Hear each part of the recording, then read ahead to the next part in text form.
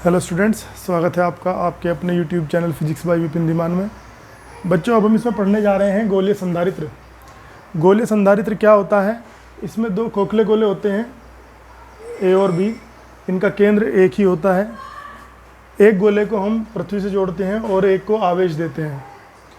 ये हमारी चॉइस है। हम अंदर वाले गोले को पृथ्वी से जोड़ सकते हैं, बाहर वाले को आवेश भी दे सकते हैं, लेकिन वो हमारे कोर्स में नहीं है, तो हम ये वाला पढ़ेंगे।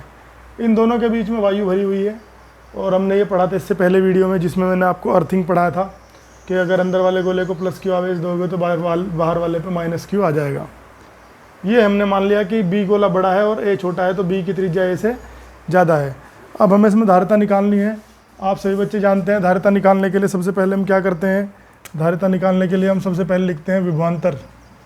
तो उसके लिए हम लिखेंगे कि भाई ए पर विभव, जो बड़ा गोला है, जो छोटा गोला है उस पर विभव वी ए इक्वल टू के, आप जानते हो फॉर्मूला होता है स्मॉल के इंटू, इस पे देखो प्लस क्यू चार्ज है।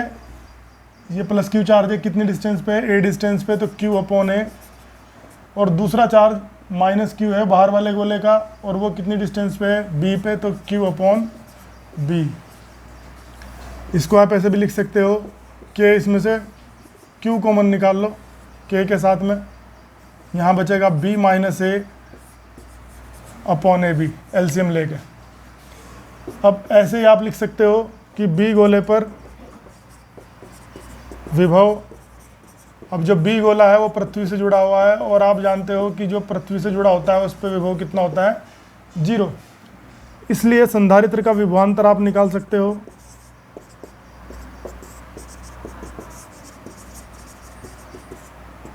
तो संधारित्र का जो विभवांतर है वो आ जाएगा V A minus V B, क्योंकि वी बी 0 है, तो ये इतना आ जाएगा जितना ए आपने लिखा था, K Q into B minus A upon A B. और इसका मान भी आप रख सकते हैं के का, तो ये आ जाएगा Q upon 4 pi epsilon naught into B minus A upon A B. तो यहाँ से आप धारिता का सूत्र लिख सकते हो। आप जानते हो धारिता होती है क्यू अपॉन वी, इसको समीकरण नंबर 3 मान लेते हैं। तो क्यू अपॉन वी का मान ये रखोगे आप यहाँ से, तो कितना आएगा? Q upon 4 pi epsilon naught into B minus A upon A B. Solve करोगे क्यू से क्यू कैंसिल हो जाएगा, तो सी ए का फॉर्मूला आ जाएगा, सी का 4 pi epsilon naught A B upon B minus A. बहुत इंपॉर्टेंट फार्मूला है, जिससे हमें ये पता चल जाता है कि धारिता, गोले संधारित्र की धारिता कितनी होती है। अब इसमें जो है आप ये देखिए कि जो धारिता है गोले संधारित्र की, वो दो मेन पॉइंट पे डिपेंड कर रही है। ये धारिता इस ए बी के समानुपाती है, सामने लिखी हुई है तो समानुपाती है, तो सी समानुपाती ए बी। और दूसरी बात है ये इस बी माइनस ए के व्युत्क्रमानुपाती है, तो सी व्युत्क्रमानुपाती बी माइनस ए। इसलिए यहाँ से एक इम्पोर्टेंट पॉइंट का पता चलता है कि हमें गोले ऐसे सेलेक्ट करने पड़ेंगे, दोनों गोले ऐसे लेने पड़ेंगे जिनकी त्रिज्याओं का अंतर कम हो, बी माइनस ए कम हो, जिससे कि धारिता बढ़ जाएगी। दूसरा ए इंटू बी ज़्यादा हो, जिससे कि धारिता बढ़ जाएगी। तो अधिक धारिता के संधारित्र के लिए गोलों की त्रिज्या अधिक होनी चाहिए, लेकिन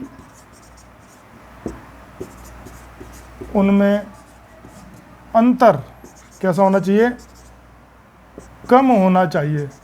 बी माइनस ए कम होना चाहिए, लेकिन ए इंटू बी ज़्यादा होना चाहिए। तो ये बहुत इंपॉर्टेंट एक पॉइंट है कि भाई कैसे गोलों का हम चुनाव करें अगर हमें ज़्यादा धारिता का संधारित्र बनाना है। दूसरे एक चीज़ और है कि यही फॉर्मूला हम तब भी लिख सकते हैं अगर इनके बीच में वायु की जगह कोई माध्यम हो। तो के प्रावैद्युतांक के माध्यम के लिए, अगर मान लो कि इनकी प्लेटों के बीच में के प्रावैद्युतांक का माध्यम भरा हो, तो फॉर्मूले में C dash equal to 4 pi epsilon naught के साथ में कैपिटल के आ जाएगा।